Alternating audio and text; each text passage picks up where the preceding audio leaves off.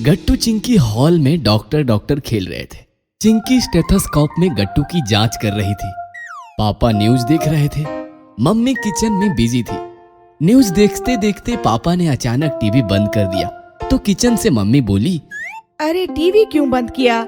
Corona vaccine की news चल रही थी, पता तो चल जाता कब मार्केट आ रही है। अरे तुम इतनी सीरियसली से ना देखा करो ये न्यूज। टीआरपी के लिए कुछ भी करते हैं। पिछले 1 साल से सुन रहा हूँ रोज वैक्सीन बनती है और फिर पता नहीं कहाँ गायब हो जाती है। तुम खाना बनाओ, तब तक मैं शुक्ला जी से मिलकर आता हूँ।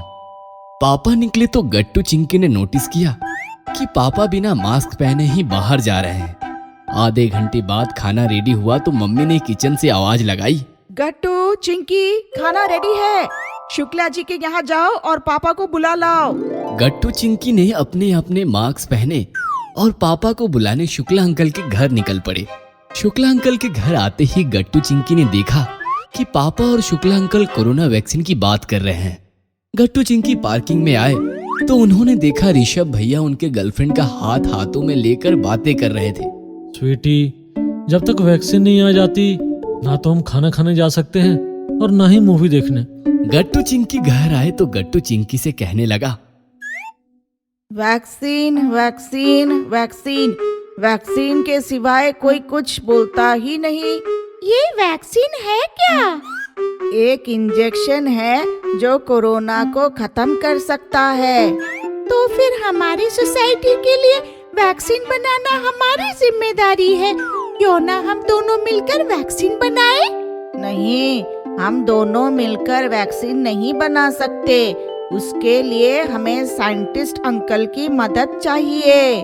वही सोसाइटी अंकल ना, जिनका शुक्ला अंकल के बाजू वाला फ्लैट है। गट्टू चिंकी साइंटिस्ट अंकल के फ्लैट पर पहुंचे तो उनके फ्लैट पे संशोधन का सारा सामान बिखरा पड़ा था। गट्टू चिंकी ने साइंटिस्ट अंकल को सारी बातें बताई तो अंकल दरवाजा बंद करने लगे। दरवाजा क्यों बंद कर रहे हो अंकल? अरे भाई, वैक्सीन बनानी है ना, सीक्रेट मिशन है तो सीक्रेट रखना पड़ेगा ना। फिर क्या था, दरवाजा बंद हो गया। शाम हो गई थी। गट्टू चिंकी ने वैक्सीन बनाई।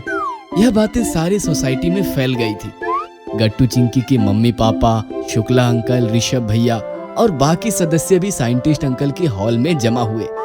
गट्टू चिंकी और साइंटिस्ट अंकल के चेहरे पर वैक्सीन बन जाने की खुशी साफ झलक रही थी। क्यों भाई गट्टू चिंकी, सुना है साइंटिस्ट अंकल के साथ मिलकर तुमने वैक्सीन बनाई है? हाँ, वैक्सीन रेडी है। अरे तो दिखाओ ना। गट्टू चिंकी ने मुस्कुराते हुए साइंटिस्ट अंकल की तरफ देखा। फिर चिंकी बोलने लगी, ये वैक्सीन दिखती नहीं, कान में देनी पड़ती है। क्या? ये कैसी वैक्सीन है? अरे कोई बात नहीं, कान में तो कान में दे दो बस। पहले किसका नंबर? पहले पापा का नंबर। पापा यहाँ आओ और अपना कान आगे करो। पापा सामने आए और उन्होंने कान आगे किया तो चिंकी पापा के कान में बोली, पापा, आपकी वैक्सीन यह है कि जब भी घर से निकलो मास्क पहनकर ही निकलो। यह सुनते ही पापा शर्मिंदा हो गए और अपनी जगह वापस आ गए।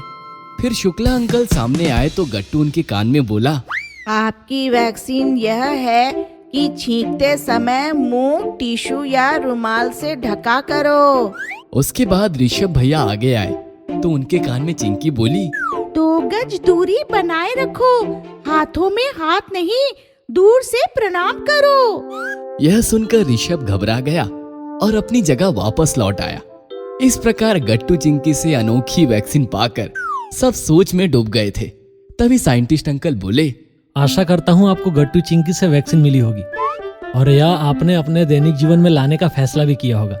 गट्टू चिंकी वैक्सीन बनाने का प्रस्ताव लेकर आए तो मैंने पूछा, आपको वैक्सीन क्यों बनानी है? तो इन्होंने आप सभी का वर्ताव मुझे बताया। कोई मास्क नहीं पहनता, कोई छींकते वक्त मुंह नहीं ढकता। वैक्सीन तो जरूर आएगी, उसके प्रयास चल रहे हैं, लेकिन हमारे पास अपनी अपनी एक वैक्सीन है और वह है सतर्कता। हमें सतर्क रह के मास्क पहनना चाहिए, मुंह ढकना चाहिए, एक दूसरे के बीच उचित दूरी रखनी चाहिए, नियमित रूप से हाथ धोने चाहिए। जब तक वैक्सीन नहीं आएगी, यही एक वैक्सीन है जो हम सबकी सुरक्षा करेगी। इस प्रकार साइंटिस्ट अंकल की मदद से गट्टू चिंकी ने सोसाइटी के सदस्यों को असली वैक्सीन की पहचान करवाई।